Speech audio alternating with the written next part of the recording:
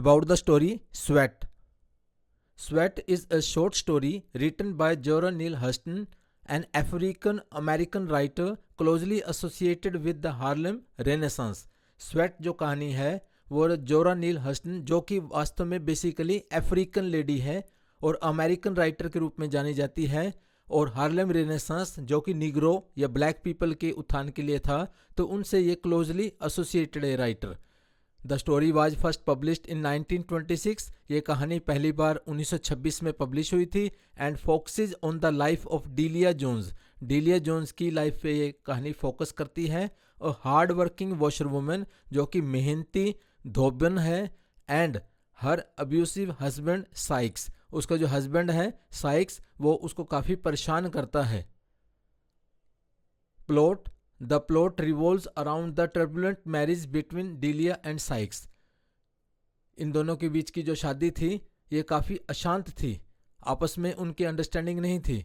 The story takes a turn when Sykes brings home a rattle snake.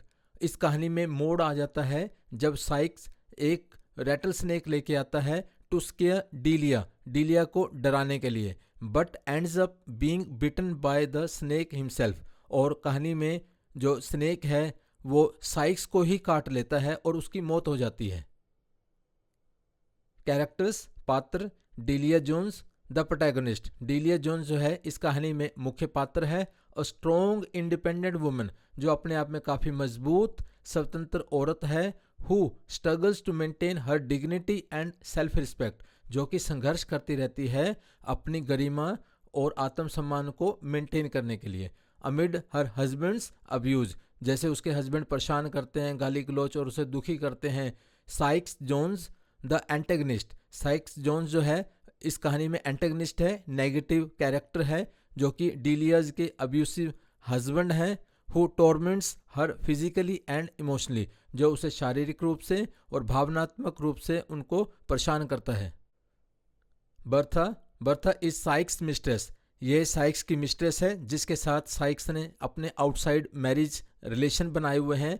She represents the other woman. इस कहानी में other woman के नाम से इसको रिप्रेजेंट किया गया है, और जो कि is a source of tension between Sykes and Delia. इन दोनों में जो अनबन है मुख्य रूप से बर्था की वजह से है, क्योंकि साइक्स ने इसके साथ अपने संबंध बनाए हुए हैं। Setting the story takes place in a small all black Florida town. इस कहानी की जो सेटिंग है एक छोटे जहां पर ब्लैक पॉपुलेशन रहती है फ्लोरिडा टाउन में, तो वहां की ये कहानी की सेटिंग है। The time setting is unspecified but suggests early 20th century America. हालांकि एग्जैक्टली टाइम स्पेसिफाई नहीं किया गया, परंतु अर्ली 20th सेंचुरी अमेरिका के टाइम की ये कहानी है। और period when racial and gender operation was rampant. ये उस वक्त की बात है जब नस्लवाद और जेंडर के आधार पर दमन काफ़ी लार्ज स्केल पे फैला हुआ था। थीम्स इसके जो मुख्य विषय हैं, जेंडर रोल्स, जेंडर के रोल, लिंग के आधार पर रोल उसका क्या था उस वक्त में ये दिखाया गया है। Examines the traditional roles that confine women. तो यहाँ पर ट्रेडिशनल रोल दिखाया गया है जिसमें वीमेन की कोई भी पावर नहीं थी, उनको काफ़ी लिमिटेड रखा गया था। डोमेस्टिक अब्यूज़ जो घरेलू मतलब उनका रहन सहन था उसमें उसका शोषण होता था लेडीज़ का। Addresses the issue of spousal abuse.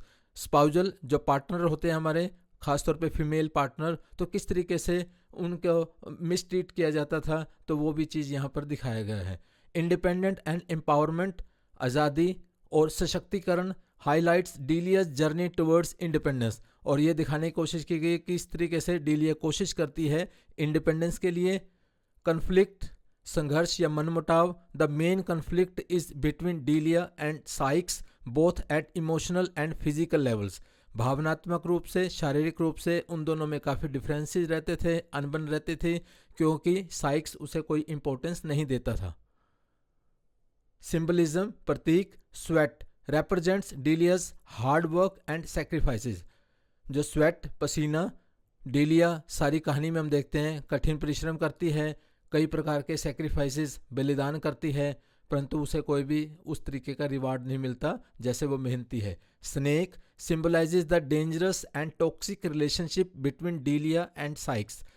जो स्नेक रैटल स्नेक वो साइक्स लेके आता है, तो उनके रिलेशनशिप को शो करता है वे किस तरीके से आपस में उनके जो संबंध थे बिल्कुल भी अच्छे नहीं थे, खतरनाक या टॉक्सिन जो अपने आप में जहरीले थे, मतलब अपनी आपसी अंडरस्टैंडिंग बिल्कुल भी नहीं थी।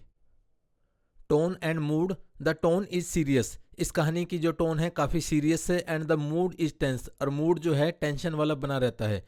Invoking feelings of sympathy for Delia, Delia के प्रति हमारे मन में सिम्पथी आती है, सहानुभूति आती है, and disdain for Sikes, Sikes से हम घृणा करने लगते हैं जिस तरीके से उसका एटीट्यूड है।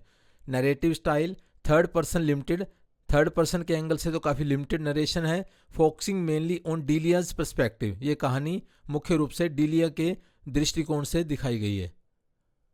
Dialogue, the dialogue is written in dialect capturing the linguistic characteristics of the African American community in the south, वहाँ पर जो अफ्रीकन जो डायलेक्ट्स हैं, जो भाषाएं हैं, लोकल बोलियां हैं, तो उसको उस एंगल से लिंग्विस्टिक कैरेक्टरिस्टिक्स दिखाई गई हैं।